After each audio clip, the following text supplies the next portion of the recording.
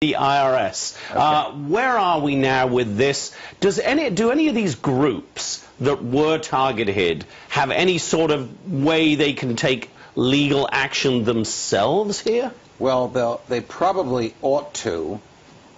Typically, you can't sue the IRS because of the level of scrutiny that it applies to you, because the Congress has given the IRS the discretion to tighten the screws on certain taxpayers and loosen the screws on others. Now, the IRS is supposed to use neutral standards, numerical standards, value judgment standards, not political standards, when it decides on whom to tighten the screws and from whom to loosen them.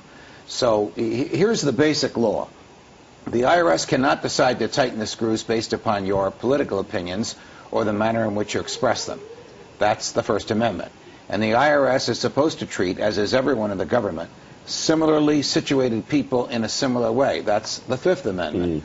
But when the IRS makes a judgment to treat you or me differently, or the Tea Party patriots differently from Media Matters, to get down to brass tacks, because of it agrees with the political opinions of Media Matters but disagrees with the political opinions of Tea Party patriots, or it thinks the president wants to suppress Tea Party patriots but uplift Media Matters, that violates the Constitution. The question is, does it violate a specific statute which would give rise to a cause of action before a jury? No, it doesn't.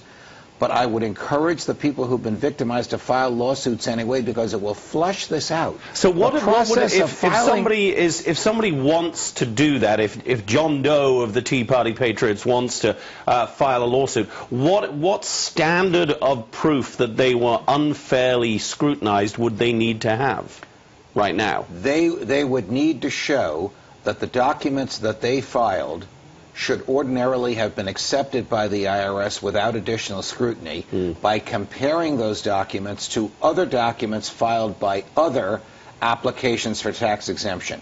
They would get those other documents during the course of litigation. That's the advantage of filing the lawsuit. If it gets beyond first base, you get discovery from the person you're suing. This will keep the IRS's back to the wall. However, their lawyers will probably advise them, as would I, the litigation is ultimately going to be fruitless, and this is Congress to blame, because Congress has given the IRS the discretion to do these things. Look, Jonathan, presidents of both parties have used the IRS to torment their political opponents. FDR did it, JFK did it, LBJ did it. The most famous, of course, was Richard Nixon, and now Barack Obama. And they did so based upon the same broad discretion that Congress has given to the IRS. So the bottom line is these individual groups aren't going to get anywhere with their own legal action. Probably not. Will Congress take back that discretion, or does it want to leave it out there for a future president of the same party that members of Congress are